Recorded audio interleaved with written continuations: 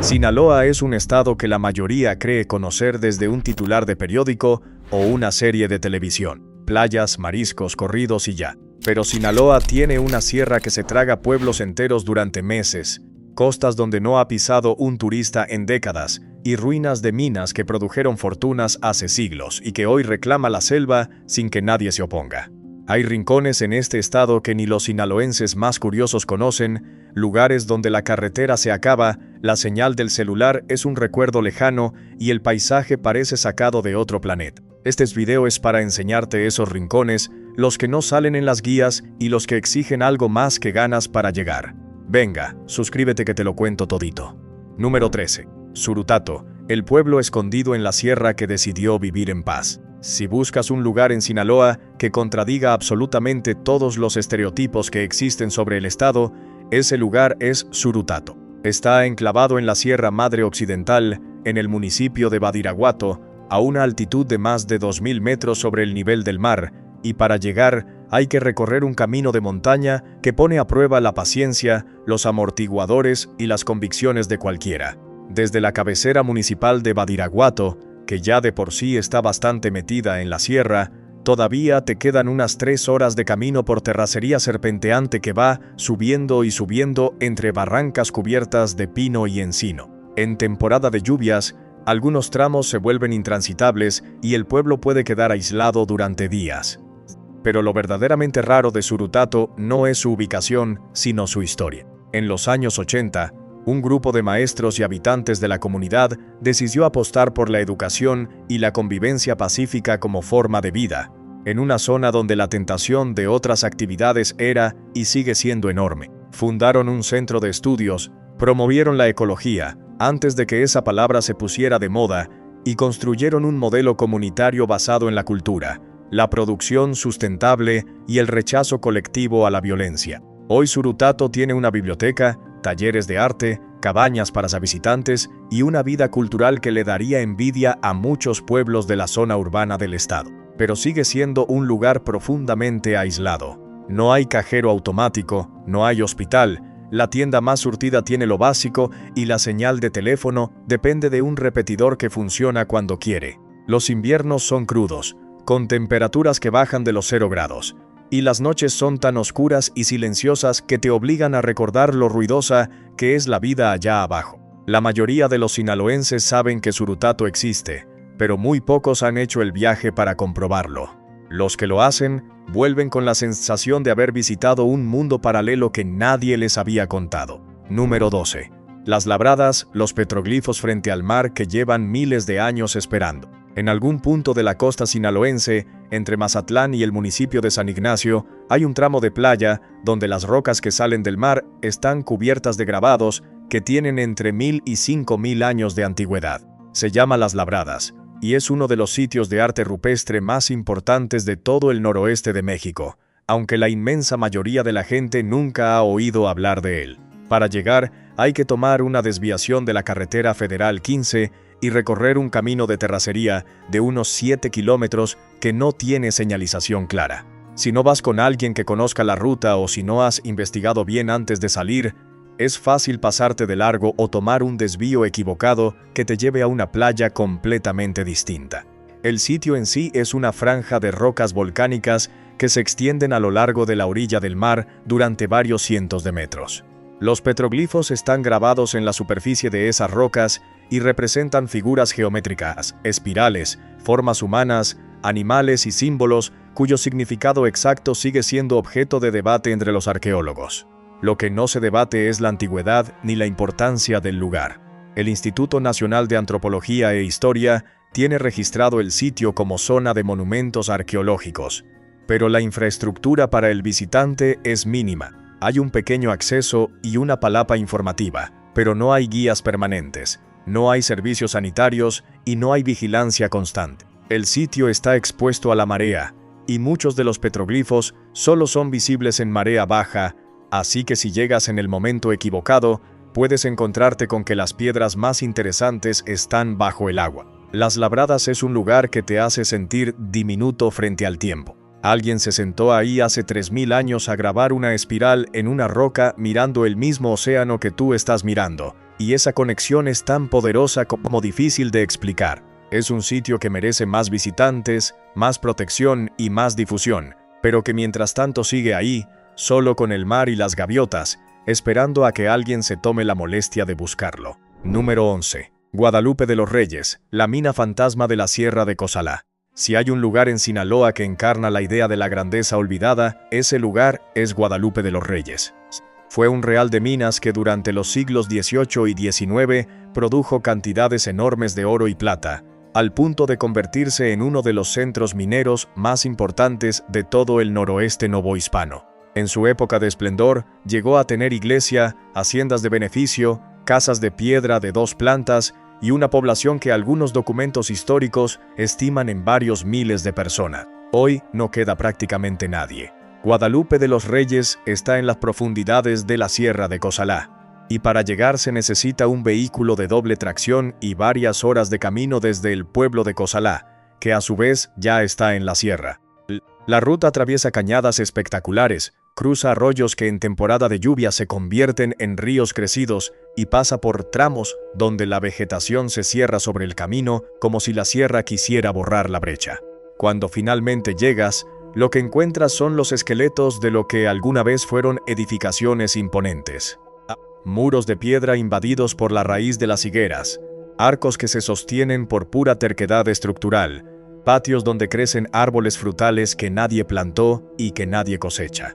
Los restos de las bocaminas están dispersos por los cerros circundantes, algunos todavía accesibles, pero ninguno seguro. Las galerías se derrumban con los años y la humedad de la sierra acelera el deterioro de todo lo que el hombre construyó ahí. Lo más raro de Guadalupe de los Reyes no es su estado de abandono, que eso le pasa a muchos pueblos mineros, sino la escala de lo que se abandonó. Estamos hablando de un centro de producción que generó riqueza suficiente para financiar la construcción de iglesias y edificios públicos en ciudades tan lejanas como Durango y Guadalajara, y que hoy es un montón de ruinas en medio de una sierra donde la única compañía son las iguanas y los pájaros. La sierra se lo está comiendo, piedra por piedra, y en unas décadas no va a quedar ni el recuerdo de lo que fue. Número 10.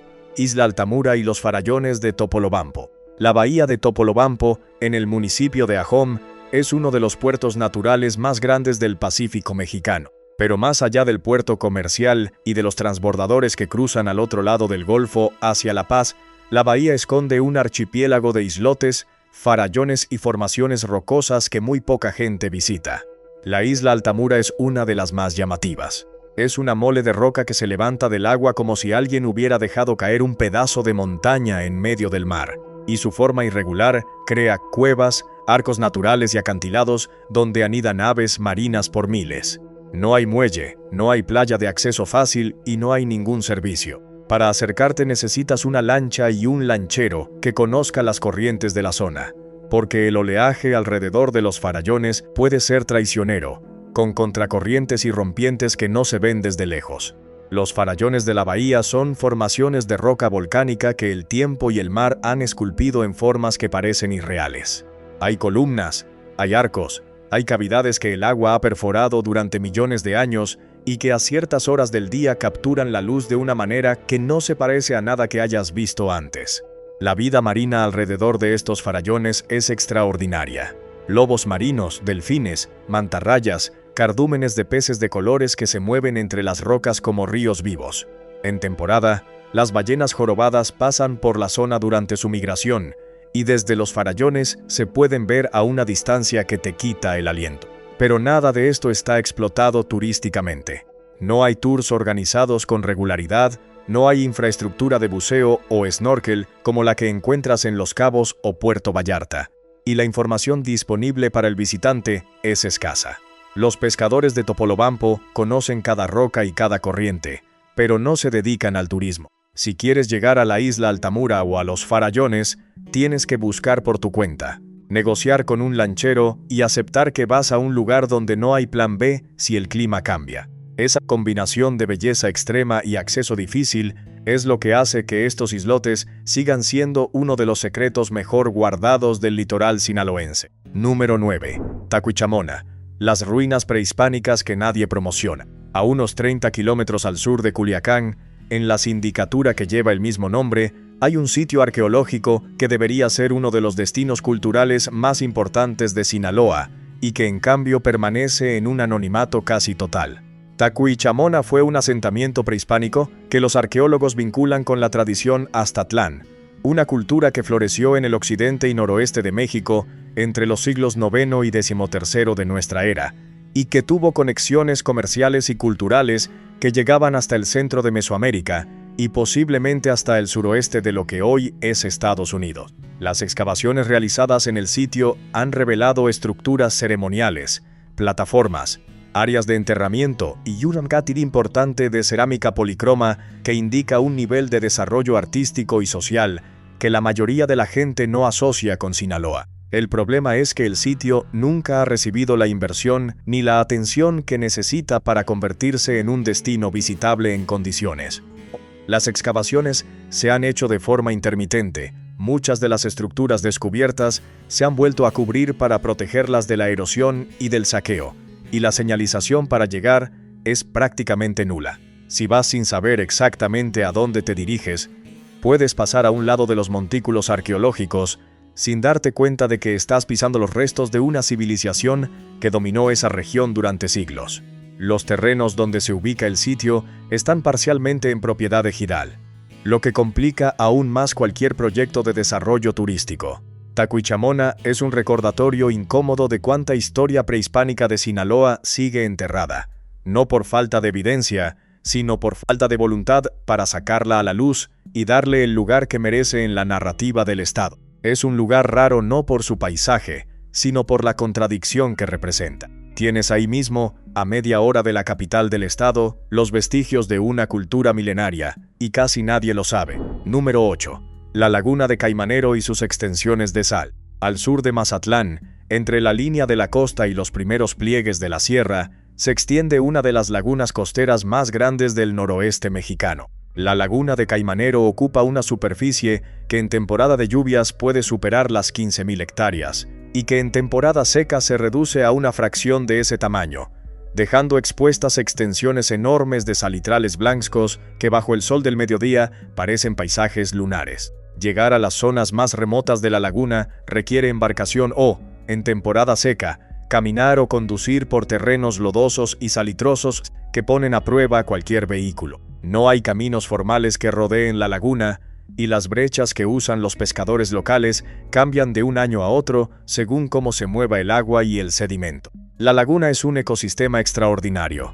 Es zona de alimentación y reproducción para miles de aves migratorias que llegan cada invierno desde Canadá y el norte de Estados Unidos, incluyendo pelícanos, garzas, patos, cormoranes y una población significativa de flamencos que le dan a ciertas zonas de la laguna un color rosado que no parece real. Hermosos pescadores artesanales que trabajan la laguna conocen cada canal, cada bajo y cada corriente, pero para el visitante externo, la laguna es un laberinto de agua, lodo y vegetación donde la orientación se pierde con una facilidad asombrosa.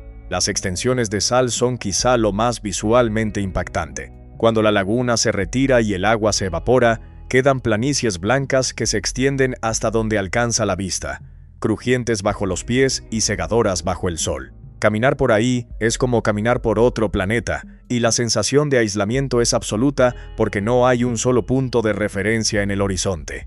No hay árboles, no hay construcciones, no hay nada, solo sal, cielo y silencio. La laguna de Caimanero no aparece en ningún folleto turístico de Sinaloa, y los pocos que la conocen suelen ser biólogos, fotógrafos de naturaleza o pescadores de toda la vida. Es uno de esos lugares que están ahí, enormes y espectaculares, escondidos a plena vista. Suscríbete para demostrar que estos videos sí ayudan y sí tienen sentido. Número 7.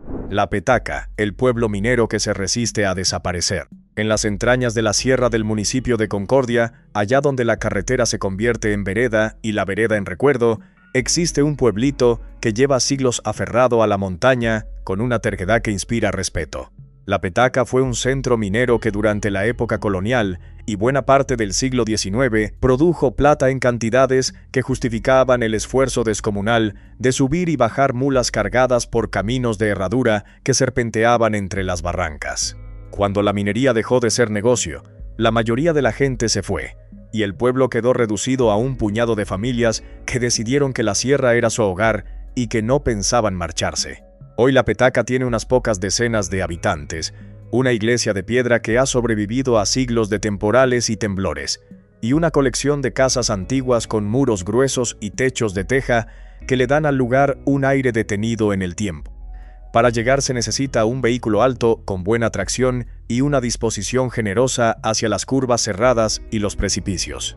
El camino desde Concordia sube y sube durante más de 2 horas por una brecha que en temporada de lluvias se convierte en arroyo y que en temporada seca levanta una polvareda tan espesa que el carro de adelante desaparece detrás de una nube parda. No hay gasolinera, no hay taller mecánico y la señal de celular se despide de ti mucho antes de que llegues. Lo que sí hay es un paisaje de una belleza áspera que te atrapa. Barrancas profundas tapizadas de vegetación subtropical, arroyos que bajan cristalinos entre las piedras, pájaros que no has visto en tu vida y un silencio tan completo que puedes escuchar el latido de tu propio corazón si te quedas quieto un momento. La Petaca es un lugar que existe en contra de toda lógica económica y geográfica. No tiene razón práctica para seguir habitado. Y sin embargo, ahí sigue, con sus viejos que recuerdan los nombres de cada cerro y cada barranca, y con su iglesia que mira al vacío de la sierra como si llevara siglos esperando a que alguien venga a preguntarle qué ha visto. Número 6. El camino viejo de Durango por la Sierra de Espinazo del Diablo. Antes de que se construyera la autopista Mazatlán-Durango con su espectacular puente baluarte y sus túneles de ingeniería moderna, la única forma de cruzar la Sierra Madre Occidental entre Sinaloa y Durango era por la carretera federal 40D. Un camino que los sinaloenses y duranguenses de toda la vida conocen simplemente como el Espinazo del Diablo. El tramo sinaloense de esa carretera es una sucesión de curvas tan cerradas que en muchas de ellas un tráiler tiene que hacer maniobra para pasar, con precipicios laterales que caen cientos de metros hacia el fondo de las barrancas y sin guardarraíl en buena parte del recorrido. Desde que se inauguró la autopista nueva, el tráfico por el camino viejo se redujo drásticamente, y hay tramos que hoy están prácticamente abandonados. La naturaleza ha empezado a reclamar lo que era suyo, y se pueden ver árboles creciendo en las grietas del asfalto, derrumbes que nadie limpió y tramos donde la carretera sin placer desapareció bajo una luz de tierra y roca. Recorrer el camino viejo del Espinazo es una experiencia que combina el vértigo de la altitud con la melancolía de la infraestructura olvidada. Las vistas son de las más espectaculares que puedes encontrar en todo el noroeste de México. La sierra se abre en panorámicas de barrancas infinitas cubiertas de bosque, con neblina que sube desde el fondo como si la tierra respirara, y con una luz que cambia de un minuto a otro según cómo se muevan las nubes. La altitud máxima del recorrido supera los 2.600 metros, y la temperatura puede bajar abruptamente cuando entras en las zonas de niebla. Hay miradores naturales que nunca fueron señalizados y que ofrecen perspectivas que ninguna autopista moderna puede igualar, porque la autopista va por túnel y tú no ves nada, mientras que el camino viejo te expone a todo. Es un lugar raro, porque es una carretera que fue alguna vez la arteria principal entre 2 estados, y que hoy es un camino semiabandonado que solo transitan los más curiosos, los más nostálgicos o los que se equivocaron de ruta en el entronque. Número 5. Las marismas nacionales en el extremo sur de Sinaloa. Las marismas nacionales son uno de los humedales más extensos de toda América Latina, un sistema de manglares, esteros, lagunas y canales que se extiende por la franja costera entre el sur de Sinaloa y el norte de Nayarit. La porción sinaloense de las marismas abarca miles de hectáreas de territorio donde el agua dulce de los ríos que bajan de la sierra se encuentra con el agua salada del Pacífico, creando un ecosistema de una riqueza biológica que asombra a cualquier biólogo que pone un pie ahí. Pero las marismas no son un lugar que se visite casualmente. No hay carreteras que las atraviesen, no hay puentes, no hay senderos marcados. Para adentrarte necesitas una lancha y un guía que conozca los canales, porque el laberinto de agua y manglar es tan intrincado que perderse es cuestión de una vuelta mal tomada.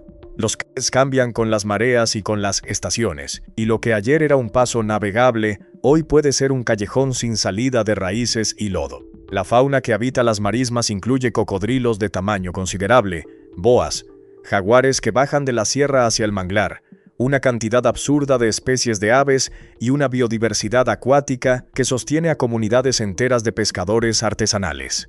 Los poblados dentro de las marismas son pequeños, aislados y accesibles solo por agua. Casas madera sobre pilotes, lanchas amarradas a los mangles y una vida que depende enteramente de lo que el agua provea ese día. La gente que vive ahí tiene un conocimiento del ecosistema que no se aprende en ninguna universidad y una relación con la naturaleza que los visitantes de la ciudad apenas pueden comprender. Las marismas nacionales fueron declaradas sitio Ramsar, una designación internacional que reconoce su importancia como humedal y también reserva de la biosfera por el gobierno federal. Pero la protección en el papel y la protección en la realidad son dos cosas distintas, y las marismas enfrentan amenazas constantes por la deforestación del manglar, la contaminación agrícola y la pesca ilegal. Es un lugar que parece no tener fin, donde el horizonte es una línea borrosa entre el agua y el cielo, y donde la sensación de estar lejos de todo es tan absoluta que necesitas un momento para procesarla. Número 4. Pánuco, el esqueleto de un pueblo minero en la Sierra de San Ignacio. En la sierra del municipio de San Ignacio, lejos de cualquier ruta que un GPS convencional pueda trazar, están los restos de lo que fue el mineral de Pánuco, uno de los centros mineros más productivos del Sinaloa colonial y decimonónico. En su apogeo, Pánuco fue un pueblo con haciendas de beneficio, iglesia, oficinas de gobierno y una población que las crónicas de la época describen como bulliciosa y próspera. La plata que salía de las entrañas de esos cerros viajaba en recuas de mulas hasta el puerto de Mazatlán y de ahí en barco hacia el resto del mundo. Cuando las vetas principales se agotaron y los costos de extracción dejaron de justificarse, Pánuco se vació con la misma velocidad con la que se había llenado. Lo que queda hoy es un caserío donde viven muy pocas familias, rodeado de las carcasas de edificaciones que alguna vez fueron imponentes y que ahora son muros de piedra sin techo, invadidos por la vegetación y sostenidos por la inercia de los siglos. Las bocaminas están dispersas por los cerros, algunas con los marcos de madera originales todavía en pie, podridos pero reconocibles, y otras colapsadas parcialmente con escombros que bloquean el paso. El camino para llegar es una brecha de sierra que durante las lluvias se convierte en una aventura seria. Los vados se llenan, los tramos de pendiente se hacen resbaladizos y la posibilidad de quedarte atascado es alta. En temporada seca el acceso mejora, pero sigue siendo un recorrido largo y solitario donde no vas a cruzarte con otro vehículo durante horas. Lo más impresionante de Pánuco es la escala del abandono. No estamos hablando de 4 paredes y un corral, estamos hablando de un pueblo entero que fue próspero, que tuvo actividad económica, social y religiosa, y que hoy es un fantasma de piedra y musgo en medio de una sierra que parece empeñada en borrarlo del mapa. Los pocos habitantes que quedan son guardianes involuntarios de una historia que los libros de texto sinaloenses apenas mencionan, y que cada temporada de lluvias se desdibuja un poco más. Número 3. La meseta de Cacaxtla, el santuario costero donde casi nadie llega. Entre los municipios de San Ignacio y Mazatlán, la costa sinaloense forma una península baja y alargada que se adentra en el Pacífico y que alberga uno de los ecosistemas costeros más importantes y menos conocidos del noroeste de México. La meseta de Cacaxtla es un área natural protegida que abarca más de 50,000 hectáreas de selva baja caducifolia, manglares, esteros y playas vírgenes, donde la intervención humana ha sido mínima. Para llegar a las zonas más remotas del santuario hay que recorrer caminos de terracería que en temporada de lluvias se vuelven intransitables, y luego caminar o navegar por esteros durante un tramo más, que te adentra en un paisaje que no parece pertenecer a la Sinaloa que la gente imagina. La selva baja de Cacaxtla es un bosque que durante los meses secos pierde todas las hojas y parece muerto, un esqueleto gris de ramas retorcidas bajo un sol implacable. Pero cuando llegan las primeras lluvias de junio, ese mismo bosque explota en un verde tan intenso que parece imposible que sea la misma vegetación. La fauna incluye jaguares, ocelots, venados cola blanca, iguanas negras, boas y una cantidad impresionante de aves, tanto residentes como migratorias. Las playas del santuario son sitios de anidación para tortugas marinas, incluyendo la tortuga golfina y la tortuga laúd, y durante la temporada de desove es posible presenciar la llegada masiva de hembras a la arena en un espectáculo natural que muy pocos mexicanos han visto con sus propios ojos. Lo raro de Cacaxtla no es solo su biodiversidad, que es extraordinaria, sino lo desconocido que resulta incluso para los sinaloenses. Estamos hablando de un área protegida que está a menos de 1 hora en línea recta de Mazatlán, la ciudad turística más importante del estado, y que sin embargo permanece fuera del radar de la inmensa mayoría de los visitantes. No hay hoteles, no hay restaurantes, no hay señalización turística que te lleve de la mano. Hay naturaleza cruda, caminos difíciles y la sensación de estar en un lugar que el desarrollo decidió ignorar, que en este caso resultó ser la mejor decisión que pudo tomarse. Número 2. Copala, el pueblo que se congela en el pasado. Si alguien te dijera que a menos de 1 hora de Mazatlán hay un pueblo colonial donde las calles son de empedrado original, donde las casas tienen muros de adobe de 1 metro de grosor, donde la iglesia tiene más de 200 años y donde el tiempo se mueve a una velocidad distinta a la del resto del mundo, probablemente pensarías que te están vendiendo una postal fabricada para turistas. Pero Copala es real, y lo que lo hace verdaderamente raro no es su belleza, que es innegable, sino la combinación de su cercanía a la costa y su profundo aislamiento cultural. Copala fue fundado como un real de minas en el siglo XVI, y durante casi 300 años fue uno de los centros de producción de plata más importantes de la región. El pueblo está asentado en un valle estrecho de la Sierra de Concordia, a unos 500 metros de altitud, rodeado de cerros cubiertos de vegetación tropical y con un arroyo que lo atraviesa y que en temporada de lluvias baja crecido entre las piedras. Las minas se agotaron, la gente se fue, y Copala se quedó congelado en una versión de sí mismo que no ha cambiado sustancialmente en más de 1 siglo. Las casas siguen siendo las mismas, la iglesia sigue dominando el paisaje desde su posición elevada, y las calles siguen teniendo ese empedrado irregular que obliga a caminar despacio y a mirar por dónde pisas. De vez en cuando llegan visitantes desde Mazatlán, sobre todo los que toman los tours que ofrecen las agencias del malecón, pero la visita dura un par de horas y se concentra en la plaza principal, la iglesia y la tienda que vende el famoso pastel de banana que se ha convertido en la marca registrada del pueblo. Lo que esos tours no muestran es lo que hay más allá de la plaza. Los caminos de herradura que salen de Copala hacia las minas abandonadas, los cerros desde donde se ve toda la sierra hasta el mar, los arroyos donde la gente del pueblo sigue lavando ropa como se hacía hace 100 años, las noches sin alumbrado público donde la Vía Láctea se despliega con una nitidez que ya no existe en ninguna ciudad. Copala es un lugar que parece de otro tiempo, y lo raro es que no es una escenografía, es un pueblo que simplemente se quedó donde estaba mientras el resto del mundo seguía avanzando. Número 1. Las barrancas del río Piaxtla y el corazón inaccesible de la sierra sinaloense. Si hay un lugar en Sinaloa que represente el aislamiento en su expresión más pura, ese lugar son las barrancas del río Piaxtla en la zona alta de la Sierra Madre Occidental, entre los municipios de San Ignacio y San Dimas, justo en el límite con el estado de Durango. El río Piaxtla nace en las cumbres de la sierra a más de 3.000 metros de altitud y desciende hacia la costa sinaloense tallando a sus pasos un sistema de barrancas que rivalizan en profundidad y espectacularidad con las barrancas del Cobre de Chihuahua, aunque casi nadie lo sepa. Las paredes de roca caen cientos de metros en vertical hasta el fondo donde corre el río, verde y cristalino en invierno, café y furioso en temporada de lluvias. La vegetación cambia radicalmente según la altitud. En las cumbres hay bosques de pino y encino con temperaturas invernales bajo cero, y en el fondo de las barrancas hay selva tropical con guacamayas, iguanas y una humedad que te empapa la ropa en minutos. Esa transición de ecosistemas ocurre en apenas unos kilómetros de distancia horizontal, pero en un desnivel vertical de más de 2.000 metros.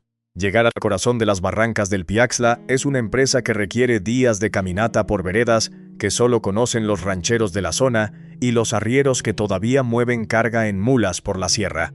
No hay caminos para vehículos, no hay puentes sobre el río.